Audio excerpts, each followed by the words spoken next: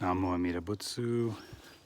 Good morning, good afternoon, good evening, wherever you are, whenever you are, in whichever realms of existence you are, whatever mind states you're in, whatever conditions you're in. Welcome to my channel. I am broadcasting today in person from the Japanese gardens in the Lady Anne's Garden Arboretum that's adjacent to RHS Rosemore on planet Jaipudvipa in the Saha galaxy of Samsara. And I wanted to talk today, ironically, about thinking too much.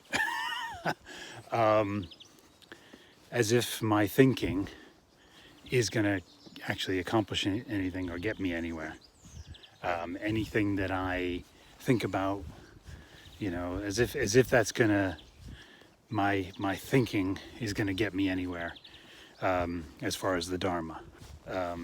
Other than to understand the basics and understand the teachings of the Dharma of our Dharma masters of Jodo Shinshu. And other than to do my deep listening, and other than to discuss my doubts and my questions and my blockages of faith with someone of Shinjin like I'm doing, other than that, my thinking doesn't really have, it doesn't get me anywhere, really. Excessively thinking about the Dharma, I mean, it's a good thing to think about, obviously. If I'm going to think about something, the Dharma is the best thing to think about.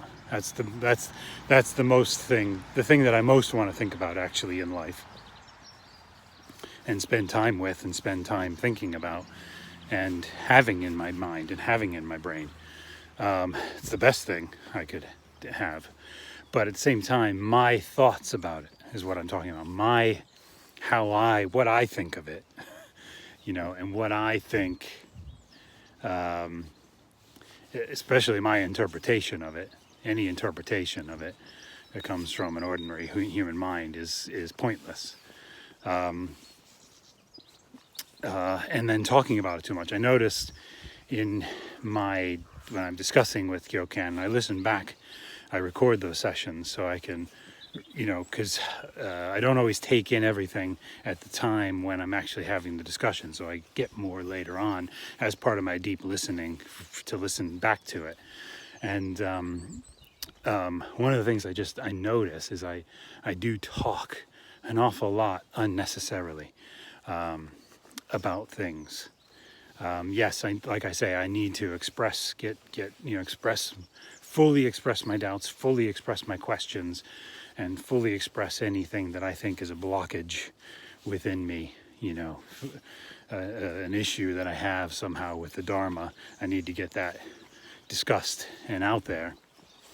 But again, I think I just talk too much about it. And,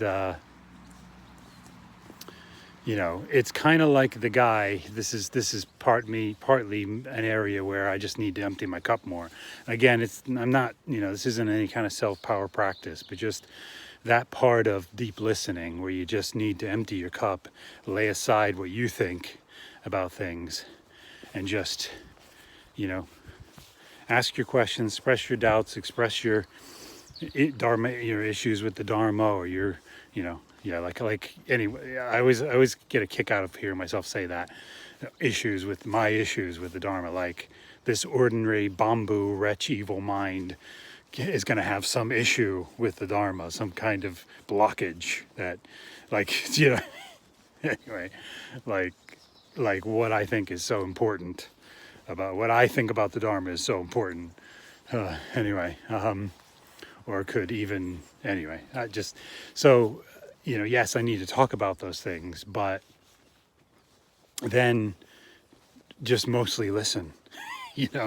As long as I think I think part of it's just habituated behavior, just thinking and talking about too much, just frivolously, and not frivolously, but just thinking and talking too much. And and part of it's that I want to make sure I'm expressing the whole thing, but part of it is just that habituated behavior of a bamboo, of a foolish being, of a spiritual idiot that I most certainly am.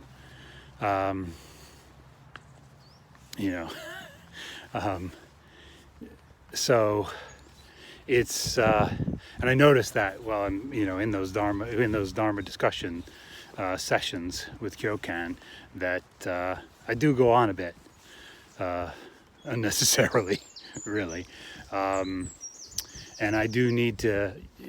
I think I'm emptying my cup more than I ever have, but that's another area where, okay, once I've asked it, once I've expressed it, then just sit back and listen. What does the Dharma teaching say about this? What does the Dharma master say about this? What does the let the Dharma speak instead of me going on and on about things unnecessarily and to really no avail.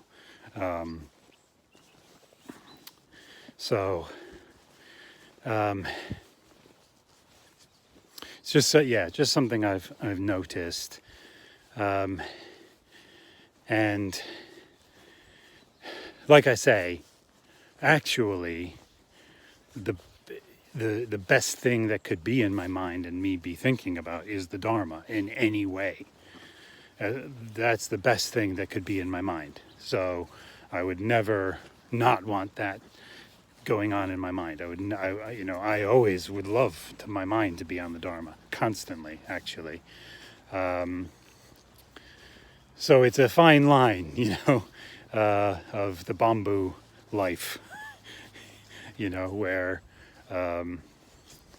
you want to, but it's that needs to be more and more of, okay, what the Dharma teachings actually say in my mind, rather than me thinking about it and trying to calculate and trying to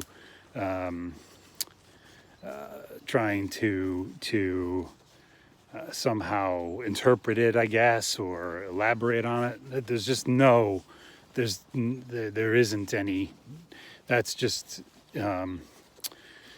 mental, what, and it just needs to be more of what the Dharma teachings in my mind actually say, rather than what my mind says about it, is what I'm trying to say. And I know at the same time, there's only so much that I can, that I'm capable of being able to stop my habituated thinking like that.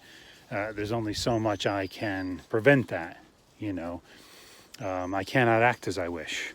I am an ordinary bamboo human being, ignorant in every way, and there's only so much I can even control my thoughts, let alone try to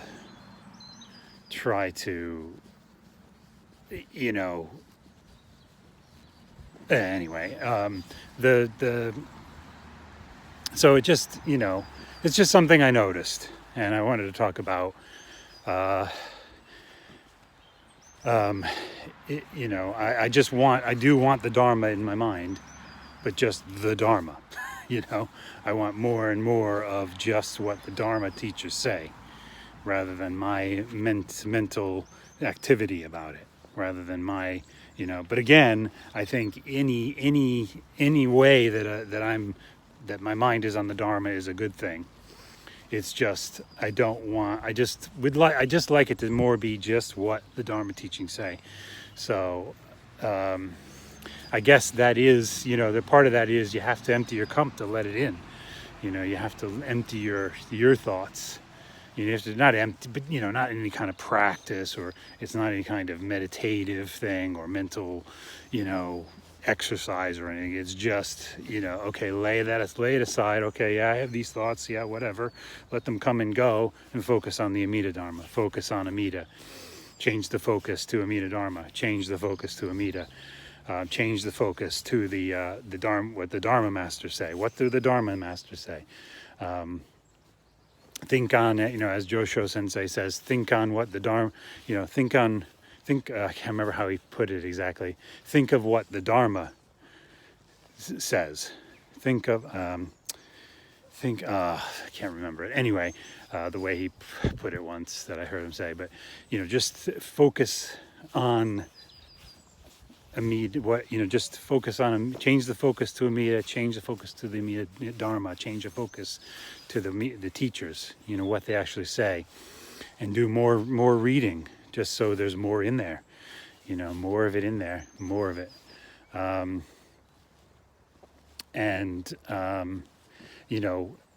The only thing I think now about,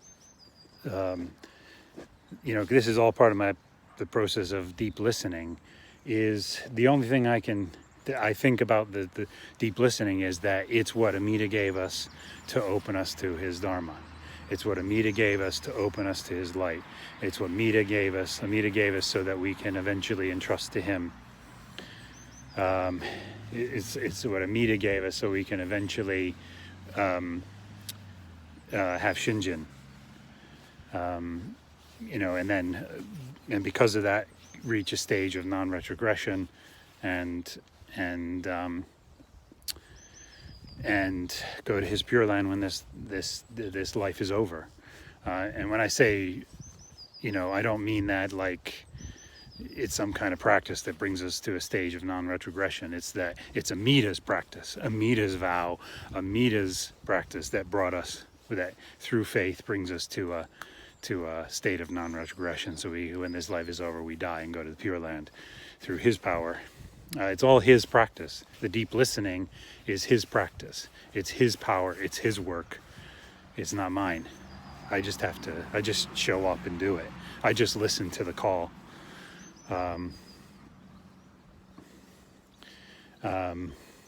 So that, that literally, that's the only reason I'm doing these things. I'm not trying to become enlightened through it. The only reason I'm working with a good teacher, working with a person of Shinjin to discuss my doubts and questions and Dharma issues, and I'm deeply listening, both listening and reading the Dharma teachings, the Dharma masters, particularly Shinran and Renyo. Entrusting as best I can to Amida, and wishing to go to his land and saying Amida's name. All of that actually, in some way, it's almost just a natural kind of thing for me to do. So it's not even, I don't know, it's especially the wishing to go to his land. That's what I'm referring to now by being, is I just naturally, I wish to go to his land. When you learn about it, when you learn about what that place is like, as best I can understand it as a bamboo through the sutras, through the Dharma teachings, yes, of course I want to go to that land. And I do just naturally want to say the name too. I naturally, I just want to enjoy the name, like Josho Sensei talks about, and in his posts and in his Dharma talks, enjoy the name of Amida, rest in the name of Amida. So I don't really think, there's not much to think about with those things. They just are what it's Amida's practice that he's given us to open him to his Dharma and eventually bring us to his Pure Land through Shinjin, through his vow. Well, actually, through his vow, and our, when we have faith, then that's when that's when we fully, when this life is over, can go to his Pure Land. So there isn't a lot to, to think about. It's not my practice. It's not, I didn't come up with it. So what is there to think about? It's pretty simple. Amida and Shakyamuni and the Dharma masters have made it so simple to do. Like it's the simplest practice, if you want to call it a practice. It's not even, it's not a self-power practice, certainly, but our only practice is listening deeply, and like there's nothing more simple than these things, any of these things I'm talking about, not just the deep listening of, listening to the Dharma, but like how you can't get simpler to just, okay, I do that.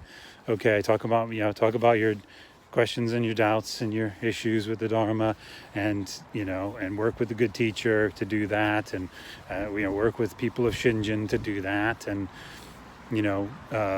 read the Dharma teachings, listen to the Dharma teachings, entrust as best you can to Amida, wish to go to his land and say his name. Like none of those things are a difficult thing to do. Like not even, they're the simplest things that you can do. It's not like the sage path. It's not like the self-power practices where you have to have all kinds of, Dharma study you have to do, and all kinds of like really, you have to know all kinds of things, and also learn all kinds of techniques and mind states and all sorts of concentration practices, and and then also some there's other types of practices involving mudras and very complicated things, and you have to have empowerments to do in certain types of Buddhism. You have to have empowerments from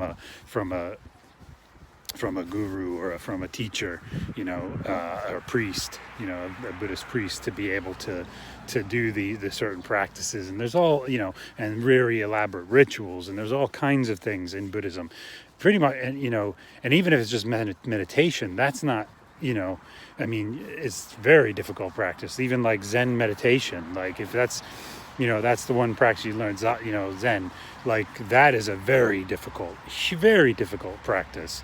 Zazen, or sitting in sitting in meditation the way they do, even though in a sense it's like that's the only practice. But then there's koan practices, and there's all kinds of so there's nothing in the Buddha Dharma schools, in the Buddhist schools of Dharma are as simple and easy to practice as Jodo Shinshu. There is just nothing, not even close, for an ordinary being to do. And actually, even for non-ordinary beings, there's a lot of non-ordinary beings that still practice our the Jodo Shinshu path, the Pure Land path. There's bodhisattvas like Nagarjuna and others that are encouraged still. They can do this path too. It's for everyone, but especially for ordinary, foolish beings like myself, there is just nothing simpler and nothing more suited to us than this. Than Jodo Shinshu teaching. There's just nothing. There's nothing simpler. There's nothing that's as easy, and so there's not much to think about. Is what I'm trying to say. There's more to just do. That's really simple to do, and even to learn the basic teachings, it's simple teachings. Once you understand it, once you. Anybody there, it's designed so that anybody can understand it. It's designed that way, so that no matter what if you're an ordinary being, an ordinary foolish being, wretched evil being like me, no matter what your capacity of intelligence, or education, or total lack thereof, or as long as you have just some basic mental capacity, you can do this. Like, just some really, really,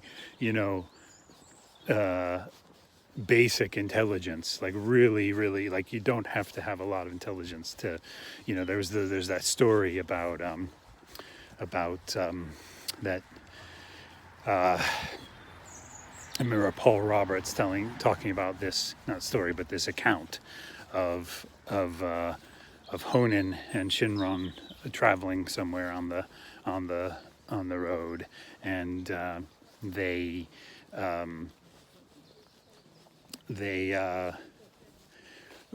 came across an ignorant peasant. I don't know if he was a farmer or a hunter or what he was, but it was an ignorant peasant, I think, and they and Honen spoke with him for like an hour or so, or something like that, and there was no other.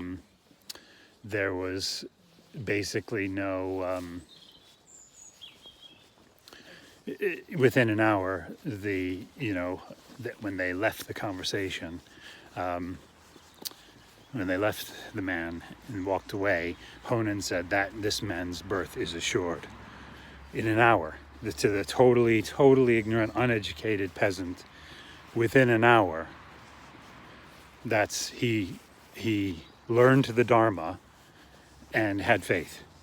So it's, now obviously that's not going to be the case for everyone, and that's not going to be the case. Everyone's karmic causes and conditions are different, and circumstances are different, and capacities are different, and etc. But that's how simple it is for it to happen. That's how simple. So there's not much to think about. It's kind of silly. It's kind of ridiculous, beyond ridiculous, for me to go on and my thoughts too much about it, other than what the teaching actually says. Which makes the whole thing very simple. If I think about it. If I think about the sense of urgency I have about it, and the sense of urgency the Dharma masters have about it, and the sense of urgency that anyone that I know of Shinjin talks about, the urgency of it, of just entrusting to Amida. Just entrust to Amida.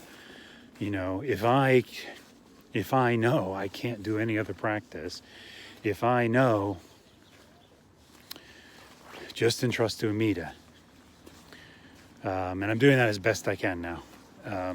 I still have some doubts and some questions about some things that need resolving, but I'm getting closer. I'm getting closer. But it is simple. It is a simple. It is a simple path. It is a simple teaching. You can't get simpler than this. So I think that's all I have to say. I think I've gone on about it enough, haven't I? Anyway, this foolish bamboo being is signing off from St. Anne's Gardens on planet Jaibudvipa in the Saha Galaxy. Until next time, Namu Amida Butsu.